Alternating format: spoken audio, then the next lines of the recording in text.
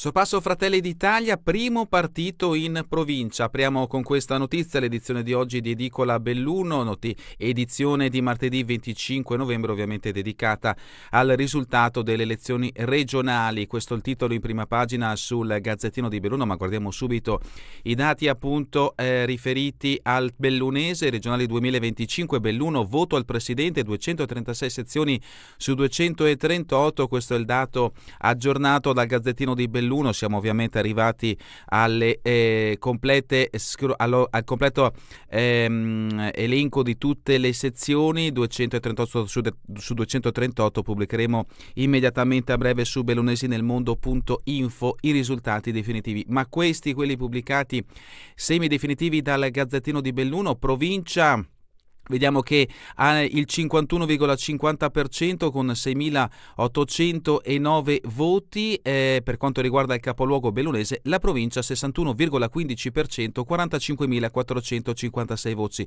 Ovviamente parliamo voti ad Alberto Stefani, che lo avete sentito, è il nuovo presidente della regione Veneto.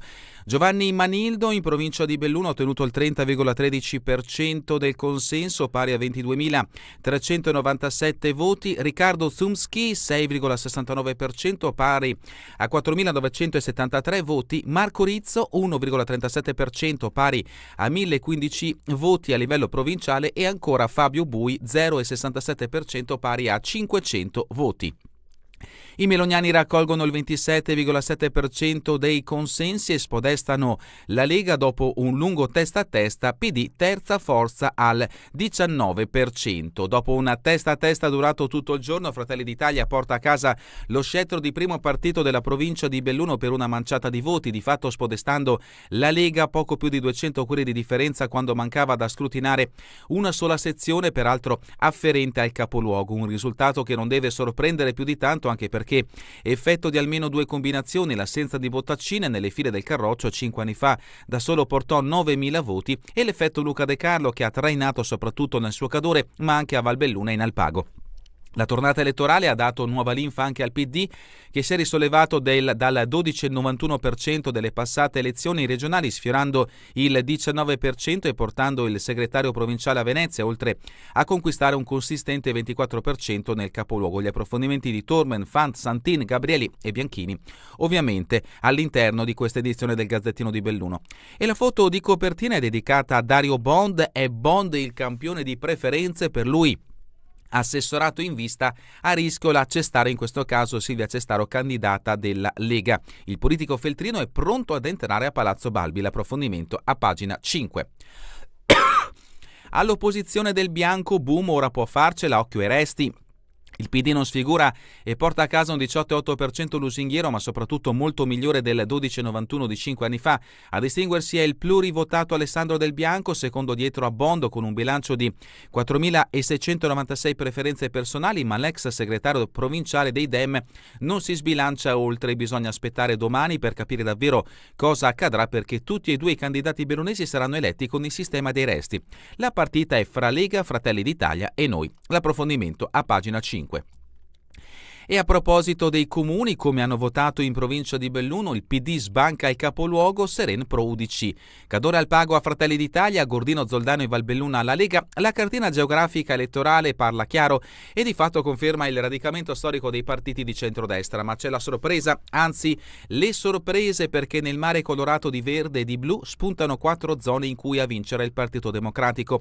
A Belluno, per esempio, nel capoluogo i Dem segnano il 24,2% dei voti, mentre a Seren, fortino della candidata Denise Guadagnin, la sorpresa è l'UDC con il 26%. L'approfondimento a pagina 7. Altri richiami dalla prima pagina del Gazzettino di Belluno: radici e innovazione, 80 anni di Confindustria. Confindustria Belluno Dolomiti ha celebrato il suo 80° anniversario con un'assemblea svoltasi ieri pomeriggio, 24 novembre, negli spazi di Palazzo Crepadona, trasformati per l'occasione in un luogo di memoria, analisi e visione. Un traguardo che non è solo una ricorrenza, ma un punto di osservazione privilegiato per rileggere 8 decenni di economia di montagna e capire come affrontare le nuove sfide globali. L'evento ha reso omaggio alle radici dell'associazione, nata nel 1945 in una provincia distrutta, dove un primo gruppo di imprenditori decise di riunirsi e reagire con coraggio. L'approfondimento di Alessia Dallò a pagina 9. La battaglia vandalismi e flash mob un 25 novembre per stare dalla parte giusta con le donne. Si parte dalla condanna unanime dell'atto vandalico di Feltre per arrivare alla passeggiata arrabbiata in centro a Belluno. Oggi, 25 novembre, è la giornata internazionale per l'eliminazione della violenza sulle donne. Tantissimi gli appuntamenti in città e in provincia per sensibilizzare i cittadini. L'approfondimento da pagina 8 a pagina 12. E sempre dalla prima pagina del Gazzettino di Belluno, altri richiami. Cortina rinforza il personale della polizia locale, in arrivo da mezza Italia 56 agenti. L'approfondimento di Dimona a pagina 15. Sci di fondo, Anna Comarella insegue il sogno delle sue Olimpiadi. L'articolo di Tavosanis a pagina 18 e a pagina 14 Fontarive firma questo articolo. La curiosità, mute super impermeabili per il rafting invernale, una versione natalizia del torrentismo sul fiume Cordevole grazie alla proposta innovativa di Borgo Valbelluna Canyoning. Passiamo adesso alla prima pagina del Corriere delle Alpi. Ecco come si apre ovviamente spazio al risultato delle elezioni regionali. In questo caso se sulla prima pagina, come giusto che fosse, del Gazzettino di Belluno abbiamo visto le percentuali a livello provinciale, il Corriere delle Alpi sulla prima pagina mette i dati a livello regionale e vediamo che Alberto Stefani vince questa campagna con il 64,42%, ricevendo 1.197.790 voti ovviamente a livello regionale, seguito da Giovanni Manildo del PD 28,87% con 536.719 voti, Riccardo Smuschi 5,11% con 95.008 voti, Marco Rizzo con 1,09% con 20.348 voti e infine Fabio Bui con lo 0,51% con 9.470 voti. Il titolo a piena pagina del Corriere delle Alpi è il seguente: in Veneto è iniziata l'era di Stefani, la Lega vola con Zaia e doppia Fratelli d'Italia. Esplode il governatore uscente, parliamo di Luca Zaia, 186.000 preferenze. Il neoeletto dedico il successo ai nonni, assessori sono di parola. Elezioni regionali, il centrodestra spadroneggia Manildo, ma un chiodo è piantato, crolla l'affluenza 44,6%, Tosi di Fratelli d'Italia vuole la sanità, il Campolargo tiene Campania e Puglia. Anche in questo caso tutti i risultati ovviamente riferiti anche al territorio bellunese. Altri richiami, l'ex medico radiato, Smuschi entra con il 5%, noi la vera alternativa, l'approfondimento a pagina 11. L'intervista al politologo, una campagna fiacca e lunga, prevale il senso di irrilevanza, l'articolo a pagina 15. Nel bellunese testa a testa fra gli alleati, pesa l'assenza di Giampaolo Bottaccin. Gli approfondimenti li troverete da pagina 19 a pagina 27. E sempre dalla prima pagina del Corriere delle Alpi, paziente suicida, faro su no al TSO. La procura ha incaricato uno psichiatra di visionare le carte firmate dalla dottoressa dell'ospedale di Belluno, indagata per aver rimandato a casa un uomo che minacciava di suicidarsi e che il giorno dopo si è ucciso. L'ipotesi è omicidio colposo. Medico legale e psichiatra dovranno chiarire se l'uomo andava o meno sottoposto a trattamento sanitario obbligatorio. L'approfondimento di Gisi Sosso a pagina 39. E anche il Corriere delle Alpi dedica un richiamo sulla prima pagina agli 80 anni di Confindustria. L'articolo a firma di Corralo troverete a pagina 35. Difenderemo la manifattura, l'industria bellunese al tempo dei dazi che si confronta ogni giorno con sfide enormi. Addentriamoci all'interno del Gazzettino di Belluno, sfogliamo le prime pagine ovviamente dedicate alle elezioni regionali. A pagina 2 vediamo una foto che rappresenta Silvia Calligaro, sindaca anche del comune di Vigo di Cadore, candidata per Fratelli d'Italia. Un grande lavoro di squadra, questa è la sua dichiarazione, soddisfatta la coordinatrice provinciale di Fratelli d'Italia. Sapevamo di avere questi numeri, lista ben costruita. Non mi aspettavo una lega così forte, ma Zaia tira. L'assessore bellunese, ragionamenti tutti da fare.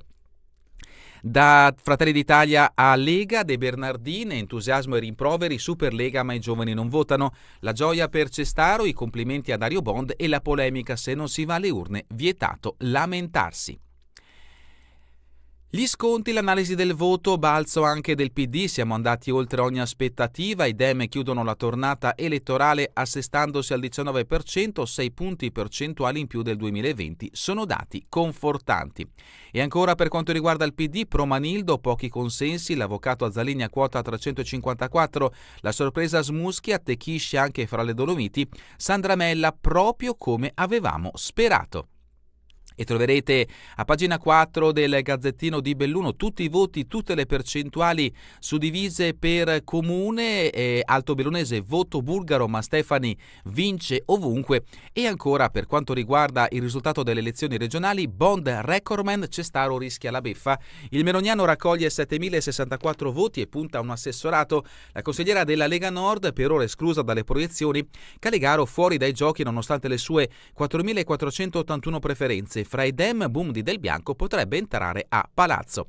Preferenza quota 1.200 per il consigliere provinciale Bortoluzzi, mentre l'ex assessore comunale Franco Roccon si ferma a 315. Una candidatura senza successo per Bortolo Simoni, che conserva l'ironia: ho l'età per non rimanerci male. Le curiosità di questo risultato in provincia di Belluno: affluenza, Soverzene si ferma al 18%, Zoppè unica sopra il 50%. Crollo dei votanti, in molte località del centro Cadore, Borca e San Vito perdono il 24%, Feltre e Belluno meno 11%. Affluenza bassa in provincia di Belluno, soprattutto se vogliamo fare un confronto con le altre province del Veneto, ma anche a livello regionale l'affluenza è stata decisamente inferiore rispetto a quella di 5 anni fa. Anche in questo caso tutti i risultati comune per comune suddivisi per i partiti. Geografia del voto: Agordino leghista, Cadore Fratello, ovviamente parliamo di Fratelli d'Italia. In 4 comuni il partito di Schlein supera tutti gli altri, parliamo del PD, ma le regionali confermano il Carroccio e Meloni in montagna. Altra analisi del Gazzettino: Fratelli d'Italia fa l'esploit e tiene testa alla Lega, il PD non sfonda, resta sotto quota 20%. Effetto Luca De Carlo, Belluno unico territorio con i Fratelli d'Italia al massimo. E continuiamo a sfogliare le pagine del Gazzettino di Belluno. Siamo a pagina 8 dopo l'approfondimento, come giusto che fosse, al risultato delle regionali. Siamo a pagina appunto 8, femminicidi, anche uno solo è un fallimento. Il comando dei carabinieri ha organizzato una mattinata sul tema Albuzzati, teatro comunale del capoluogo, con gli studenti del Cattulo e del Renier. Il comandante Rustico: anche solo una donna uccisa è inaccettabile, serve una presa di coscienza collettiva. Vi ricordiamo che oggi andrà in onda su Radio ABM il primo speciale che ha come protagonista il questore Roberta della Rocca, tema ovviamente il femminicidio e la violenza di genere. Festeggiamenti invece per Confindustria, 80 anni, festeggiamo 80 anni di scelte e di crescita. Ieri è stato celebrato un anniversario importante a Palazzo Crepadona. Berton, la presidente: siamo capaci di innovazione restando ancorati alle nostre radici. E ancora una staffetta per chiedere la tregua olimpica, appuntamento mercoledì 10 dicembre tra spettacoli, fiaccole e riflessioni. Ancora per quanto riguarda queste pagine del Gazzettino di Belluno, siamo nel capoluogo, Natale si avvicina, installata la ruota panoramica in Piazza dei Martiri, modifiche anche alla viabilità tra stand e lavori in corso.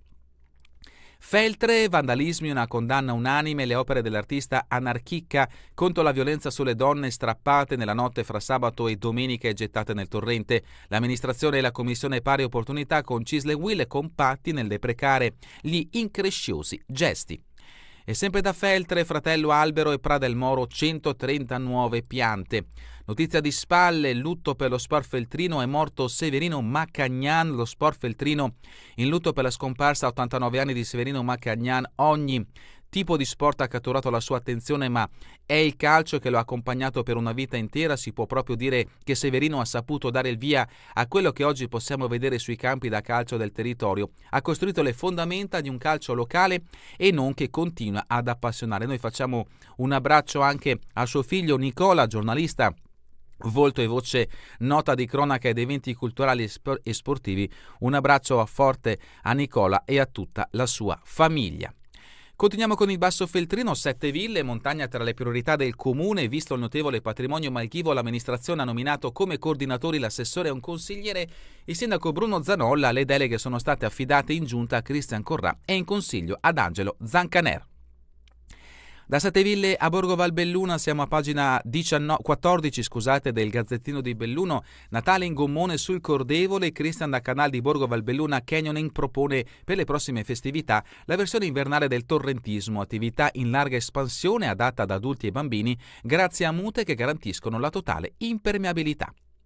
Cortina, giochi in vista, in arrivo 56 vigili, il comune stanzia 335.000 euro per rinforzare il personale di polizia locale, siglando accordi con diverse amministrazioni. Proveranno in gran parte da Treviso, come anche il futuro comandante del corpo che ancora non è stato nominato. E sempre da Cortina, nuova pista promossa a pieni voti, unanime il coro di consensi di atleti e organizzatori dopo le gare di Coppa del Mondo sulla rinata Eugenio Monti. Poco tempo per assaporare i complimenti, da oggi l'impianto viene utilizzato per le qualificazioni alle Olimpiadi di Slittino. E a proposito di sport, scia di fondo, Anna Comarella cerca l'ultimo sogno olimpico, l'ampezzana nella nazionale che a Lucca, Finlandia, aprirà la stagione di Milano-Cortina 2026 con la Coppa del Mondo, l'articolo di Bruno Tavosanis. E sempre per lo sport curling, Italia a rischio esclusione dai playoff. Il team Costantini batte la Scozia e perde male con la Svezia. Oggi altri 2 incontri agli europei di Loja. Ultima notizia che interessa il nuoto, la piscina di Lambioi invasa da 650 master, in gara 111 staffette. E con questa notizia davvero tutto per l'edizione di oggi di Edicola Belluno. Vi ricordo che torneremo in replica questa sera via streaming alle 20, domani mattina all'1 ora locale italiana. A voi tutti un buon proseguimento di giornata in compagnia come sempre di Radio ABM, la web radio dell'Associazione Bellunesi nel Mondo.